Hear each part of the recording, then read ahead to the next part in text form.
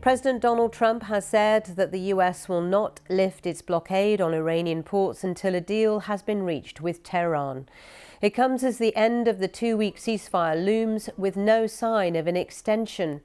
Iran's chief negotiator has also cast fresh doubt on a second round of peace talks, stating Tehran was prepared to show new cards on the battlefield. The talks are due to be held in Pakistan. The US Vice President J.D. Vance, who's due to lead the American team, is said to be preparing to leave Washington soon. And in the last hour or so, Donald Trump posted on social media, Operation Midnight Hammer was a complete and total obliteration of the nuclear dust sites in Iran. Therefore, digging it out will be a long and difficult process. Our correspondent Azadeh Mashiri has more from Islamabad. Even though the roads are still closed, there are still lots of efforts and preparations that are still in place ahead of any potential delegations arriving. It is still very unclear when that will happen. Now, we do know that the United States has said multiple times now that the Vice President will lead the US delegation. That would also be comprised of the US envoy Steve Witkoff, as well as the President's son-in-law Jared Kushner. But when they will arrive, there have been many conflicting reports about that. The Iranians, the last thing they've really said very clearly, the foreign ministry has said publicly, is that they, as of now, don't have any plans to attend. But there is that comment by Mohammad Bagher Ghalibaf, Iran's Speaker of Parliament that you mentioned. He's expected to lead the delegation, and he also said that Iran will not negotiate under the shadow of threats. Now, that is likely referring to the events in the Strait of Hormuz, that vital shipping lane where 20% of the world's oil and liquefied natural gas passes through, that's been under this effective blockade by Iran. The United States is now trying to counter that with its own blockade on Iranian ports, but it's unclear how effective that has been. And it's clear that there is that stumbling block, one of those big stumbling blocks, that is how to address the future of the Strait of Hormuz and whether Iran will achieve what it says it wants, long-term control of that vital shipping lane. So is this an impasse, or is this just the reality of how precarious diplomacy can be? Our North America correspondent David Willis has more on what's being said outside of Washington. It's being reported here that the US Vice President J.D. Vance is due to leave the country later today, Tuesday, for those peace talks in the Pakistani capital, Islamabad.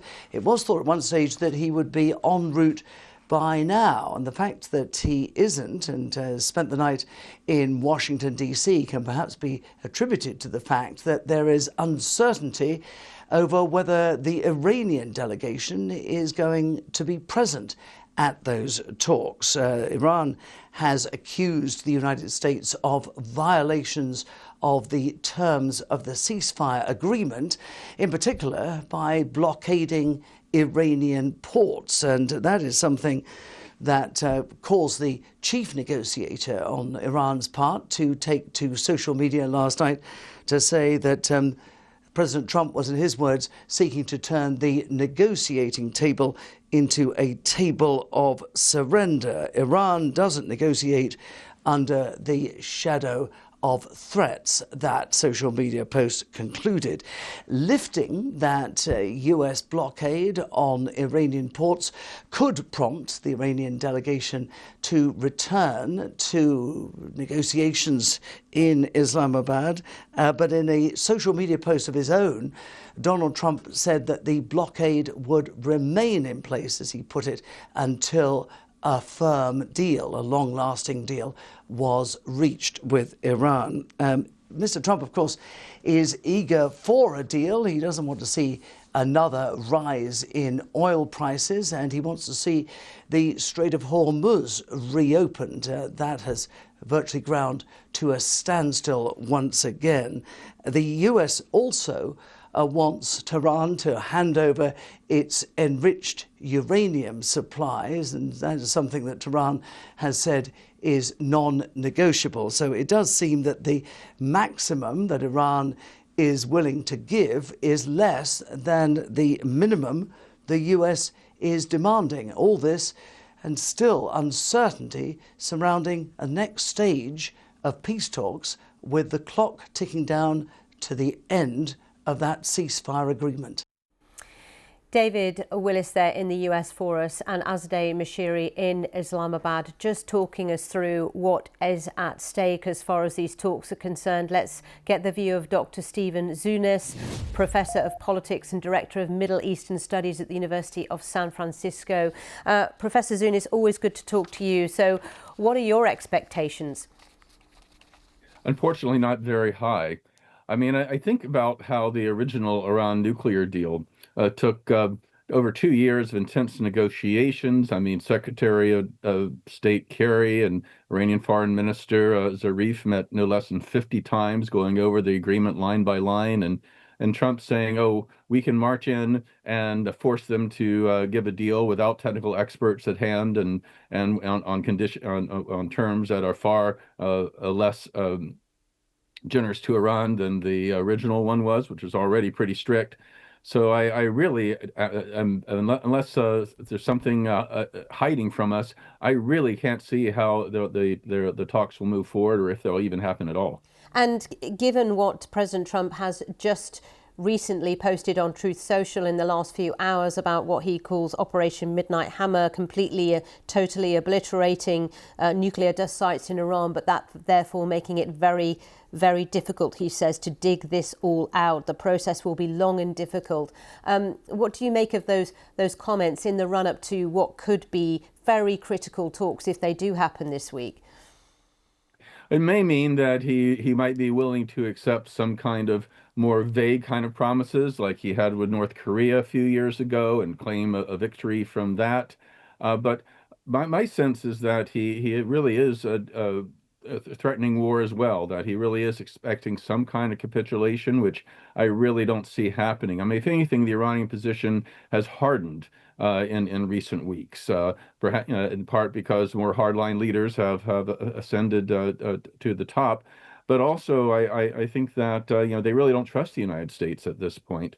And with both sides coming in with maximalist demands, it's very hard to see any real final settlement. Now, it's possible there could be some kind of quid pro quo that would lead to a partial reopening of the strait and maybe extending the ceasefire for a few days or a week. But this crisis is going to go on for some time in one form or another.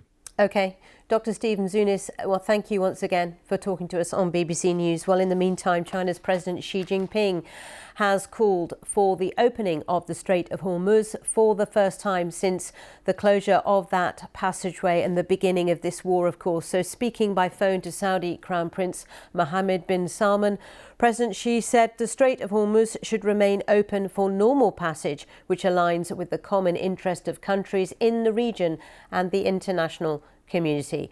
Our China correspondent Stephen McDonald explains how this is an unusual move on the part of President Xi. Well, it's not so much the lines that are important, because in a way this is what the Chinese government, via its various spokespeople, has been saying throughout, that there needs to be discussion, there needs to be a respect for everyone's sovereignty with a view to reopening the Strait of Hormuz to normal shipping traffic. The difference is that it's Xi Jinping saying it this time in a conversation with the Saudi Crown Prince.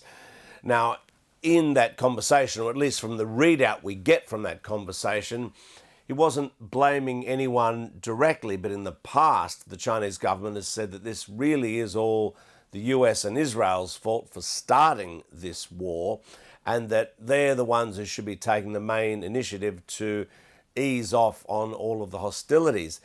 Interestingly, from the Saudi side, we had the Crown Prince saying that China and Saudi Arabia should work together to find a pathway to lasting peace and stability in the region. Now, some are interpreting that as possibly him hinting to Xi Jinping that perhaps Beijing could be doing more to lean on Iran to get the strait opened.